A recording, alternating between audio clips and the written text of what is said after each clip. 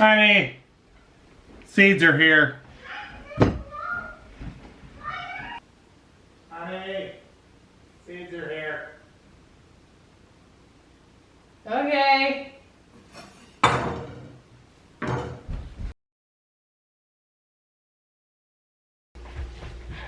Guess what? We just got an email notification and the mail lady has come. Let's go check the mail.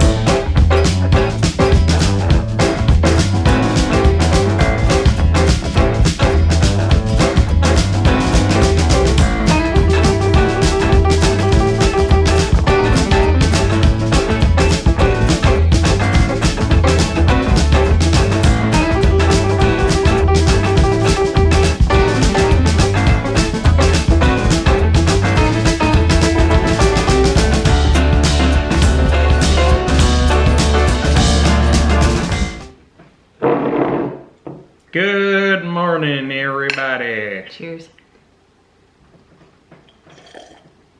I realize that I drink coffee in a lot of my videos. Well, it's usually morning when we're filming these episodes. But we've got an update for you today. And man, it's the first of hopefully many things to come around 2020 gardening. And today it is this wonderful bag that has poppings on it, or whatever you call those things. It's like a bubble wrap bag. Bubble wrap bag, which you might guess what's inside of here. If you watched the intro, or if you saw the title. Seed haul! Ta-da! This is our seeds and such order. Came in today, and we just wanted to show you what we got and talk through sort of how we take a look at what we got. There is one thing that did not come in the order yet. Yeah, so the first thing we're gonna do is we'll go through everything we got, check it against what we ordered, and make sure they sent us everything that we were supposed to get. So but we do know there's one thing that was not. Yeah, is it the right variety? Is it the quantity that we ordered, et cetera, et cetera? Right. And then if you have any issues in that department, you follow up with them and they send you what you need. They're good about that. So that's really kind of the first thing we try to do. Yeah, there is one thing we know that's missing already. Here, let me get a pen. You can see from our little disclosure of what's inside, there's a BO on the nitrogen inoculant there. We got that this year. Trying to test out how that works on the peas. Now, there was a little article in there, seed catalog, about how that helps your peas produce more. Because peas, of course, are a nitrogen fixer. So they don't like a lot of nitrogen in the soil. So this inoculant helps inoculate the nitrogen in the soil, allow the plant to fix nitrogen from the atmosphere, and to hopefully produce more peas. So that's the goal, that's why we got it, but that's on back order, so we're gonna have to wait on that one. But otherwise, let's start going through. So here, I'm gonna have my handy dandy checklist lady here, check them off as we go through, and I'll give you a little sneak peek at each one as we go through. So these two are stapled together. Oh, is it? And I think these are our freebies. So the early bird. We got our early bird special. Here you can see. What are they, Andy? Cucumber. Yeah. And here's the other one. It's a tomato. So if you can't read that, it's Beet Alpha Cucumber, which is it looks Beta. like no, B-E-I-T. Sorry. So it looks like a English cucumber style of some sort, from what I've seen in the catalog, and then tomato unicorn, which the kids should love because they love unicorns. But that is a little snacking cherry tomato, like a salad cherry tomato. So it doesn't look like a unicorn. Those we got for free, so we'll try those out and see how it goes. They might be disappointed. So check that off. We got that. All right. Got her. All right. We got our hybrid giant Cossack kohlrabies. Definitely our favorite of ours. So excited. We didn't grow any of those last year, did we? Probably the best.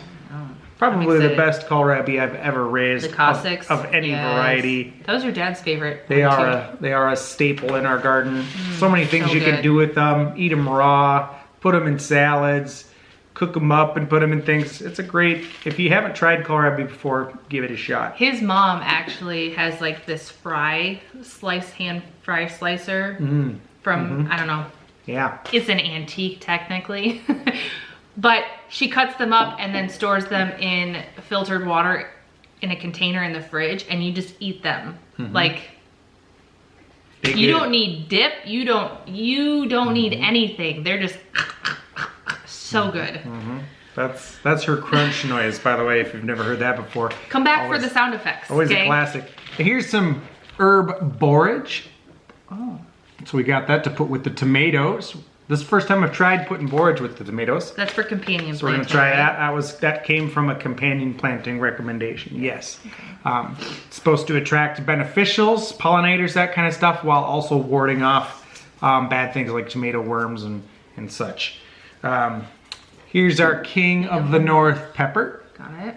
So we got that. Looking forward to trying that one as a competitor or a test against our Red Knight XRs. Those are still my favorite. Green, and then they turn, I mean, they're a red pepper. But King of the North. Sounds like it's supposed to be pretty boss. Yeah. For the North. Yeah. But we'll see if that's true or not. We shall see. Here we got our Lazy Housewife pole beans. So my stepmom actually bought these beans Deb got them, right? She had ordered them. Yeah. And so I don't know. And so we put them in her garden.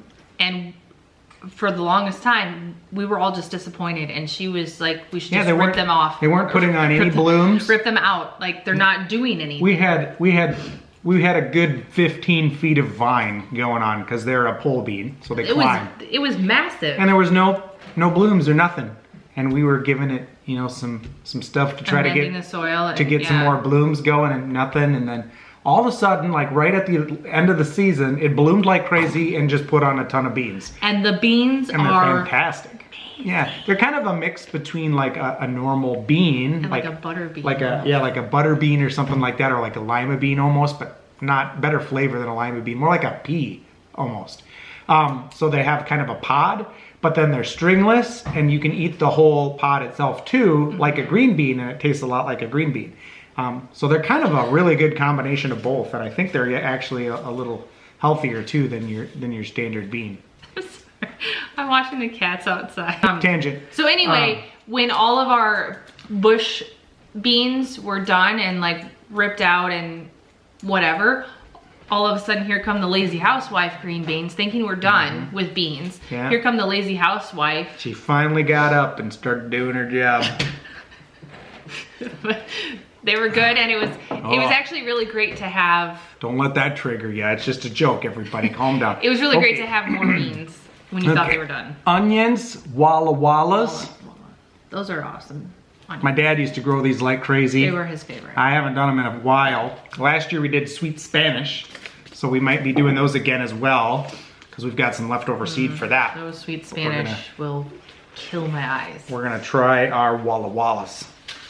Here we got some new spinach. So we use the Bloomsdale long-standing spinach right now. Spinach. That's kind of our favorite because it's slow to bolt. Yeah. This is a new one here that's also supposed to be slow to bolt. It's called Hybrid Spinach Lakeside. So we're gonna give that a shot. Got that on the list too, so we're good. Oh, we got a rogue seed, everybody. It looks like an onion seed too. Here is hybrid onion candy. That's another one we're gonna try. It's supposed to be a nice sweet onion. This one has some good storage life, whereas the Walla Wallas, I think, don't have quite as good a storage life. So we always try to keep a good storage onion that'll last a long time. Hybrid peppermint.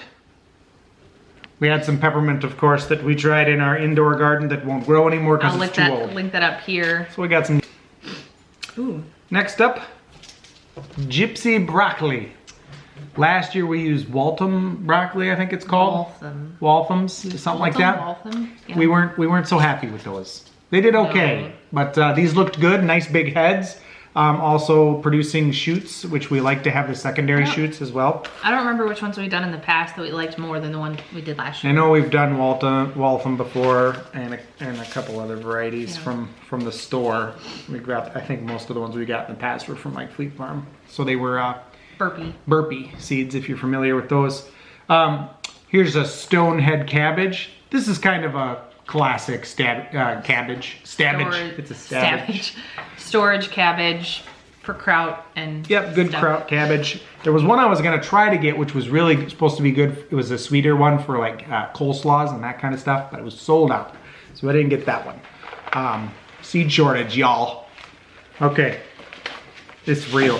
All right, so here's the Ruby Queen beet. Ruby Queen beet. So we've had some popularity with beet tops last year, and I've never been a big fan of beets. They're a little too earthy for me, I think. But I'm willing to give them a shot again. We'll see how that goes. His sister-in-law really likes pickled beets. I'd be willing to try some pickled beets for like making pickled beets, canning them for on salads and stuff, or fermented beets even. Yeah, they just taste too much like dirt for me. But you know, you put a little enough butter and salt on stuff, it probably means you you're don't have a getting problem. some good minerals. It's really good if you have low iron. That's true. They are red. So, sage, just straight up basic sage. Doing that for companion planting as well, especially among our cabbage and broccoli plants and that kind of thing. They help keep away the moths and the worms. And it's really cold hardy. We had some in the garden at our last place. Yeah, it'll take some real hard frosts. Yeah, that thing was still green, and it was, we had really hard frosts. But the leaves on it are like, you know, thick and velvety, yeah. Here's a tender sweet carrot. Favorite carrot. We've Right? usually done like Nantes in the past, however you say that, which are, they kind of have the blunted ends. These tender sweets have more of a pointed end and they're like a longer carrot. Probably more similar to what you would find in This year. And last year we did more of a carrot that was specialized for clay soil. And that one was good. It wasn't very sweet though. So we're gonna see if we can do these. We do have to, I mean, we have pretty heavy clay in this soil too, so we'll have to do something about that. All right, next seed on the packet here, out of the package, is the hybrid tomato mountain rogue. Is that a free seed Or too? rouge. Or did How you? is that rouge or rogue? Rouge. Rouge. Mountain Rouge. Got this one from Seeds and Such.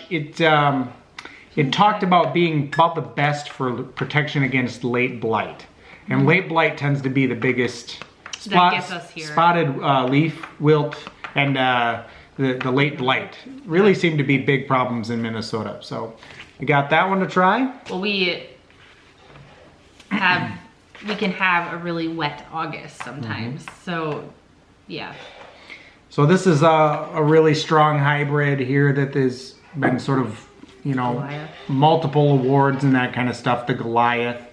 I got this versus like the Blue Ribbon, which is sort of more of a Seeds and Such specialty hybrid because it said it produced a little better. So just looking for a good heavy producing slicer, you know, fresh salsas, that kind of stuff, kind of tomato. Next! What's next, Andy? All right, now we have, so we're trying a couple of new shell peas this year. We just have not found a great shell pea yet. We really like to raise peas to be able to freeze a bunch, and we're still trying to find that one that just sings, you know? So here we have the Green Arrow, Green Arrow. which okay. is a shell pea. I think I might have tried this one in the past, but I have. Not last year. I forgot how it did. Yeah. We did have one year where there was a pea we got that was really good. It was a taller pea. It grew quite a bit higher. I don't remember what it was because we didn't document things well that year. I don't Yeah, think. and it We just yeah, did. no, we were sort of newer to the game back then. Yeah. Here's a champion radish. Champion radish. This one looked interesting. It had sort of a smaller root to it, so you kind of preserve more of the original fruit, or well, vegetable root, whatever you want to call it. So you don't have to cut off quite so much. Produce. Some of them have a really long, drawn-out root and kind of a lot of top, and by the time you cut all that off and get past the woody stuff, you get a very small radish. So. Itty bitty radish. German Giants are one we've used a lot in the past. We like those. And then our favorite is Cherry Bell. So that's the one we got growing downstairs as well now. Yep. So here's a hybrid grape tomato. We love the grape tomatoes for popping in your mouth and enjoying a nice snack. Especially when the girls are in the garden with us and they just want to go out to the garden. The kids will easily eat the plant. A entire mouth. Well, not the plant, but they'll eat the tomato. Basket of those. And then here we have a hybrid watermelon. It is the Sweet Affirmed. This is a seedless variety. Usually I like just the classic varieties of watermelon, you know, your Crimson Sweets and your Charleston Grays and that kind of stuff, which they're a seeded variety, but you can plant them year in and year out, and they're always good. So this one we're just gonna try a seedless variety and see. We got the space, why not? One we figured others might like at the church garden, possibly, because they won't have to fight through the seeds. True. And here's a second shell pea that we tried. This one was kind of expensive. It was a little more of an expensive seed, but it's called Mr. Big. And it is, of course, all about the size. And then here's our mammoth sunflower. So these are our seed sunflowers. Hopefully we can use these for creating our own sunflower seeds, maybe some oil. Lots of different things you can do with sunflowers. So super healthy for you too. And if nothing else, they just make good bird seed. Or you can even feed them to your chickens as a seed source there. True. And that, folks, is it besides some, I think, onion seed spillage we have in the bottom. There's some onion. So how did we do? Do we have everything? We got everything except for the nitrogen inoculant. All right. So thank you, Seeds and Such. Not sponsored. Seeds and Such. Seeds much. Thank you very much for the haul. We got everything that we were looking for, and we look forward to planting them this year and seeing how they do. And we'll keep you posted when we get our jung orders. But those are plants and bushes, so those will be a little bit. Update too. Oh yeah, we made a seed catalog video the other day, and literally this one came in the mail the next day. So here is a local for our area. Albert Lee Seed House. So this is south central Minnesota. Albert Lee is located, and they usually in the past mostly specialized in seed corn. So if you've ever heard of like Viking seed corn and that kind of thing, that was sort of the Albert Lee Seed House variety. Now they've gotten much more into organic seed and gardening and that kind of thing. And so they have an entire seed catalog here. Looks really nice. Here you can see. It is very nice, yeah. They've got a bunch of different varieties of each listed below. So I would like to really try these guys out. And of course for us, it's easy to just go down there and get things instead of having them shipped. Yeah, a nice day trip. So yeah, we may grab a couple extra things here. They actually sell a lot of wheat. One thing we forgot to get. Oh, tomatillos. Tomatillos. We'll have to get some of those. Grab some of those. But they also sell a lot of wheat and specifically ancient grains. Like one of them, they actually sell einkorn. It'd be cool to have a little field of something like that. To grow. Just have to figure out how to harvest it and all that stuff. Yeah. So, yeah. So that's just an update on the seed catalogs we got. We'll keep you posted when we get more stuff. The plants and bushes will probably be good a little bit so far because of our zone, but now everything else that we've got coming is mostly just plants, and those will probably come a little later when things start getting better outside. They won't ship those until we're close to the window of being able to plant them. That's what I just said. She just said that. She's smart. So, well, thanks for sticking around for this video. And we hope that you enjoyed it. Yeah. Please like and subscribe to stick around for our other ones. Yeah. Meanwhile, we're coyote watching. We're also coyote watching as we film this. So I'm literally working with my work laptop out the window here, keeping an eye. I got the guard cats are on duty. Yeah, the guard cats are on duty out there, keeping an eye on things for them. You know, that's kind of the best way to hunt. That's our alert system. You just look at the other animals and see if they're freaking out or something's going on, and they'll tell you real quick if something's around. So, yep. Thanks for sticking around. Coyote Wile E. coyote hunting today. We'll see you next time. See you next time.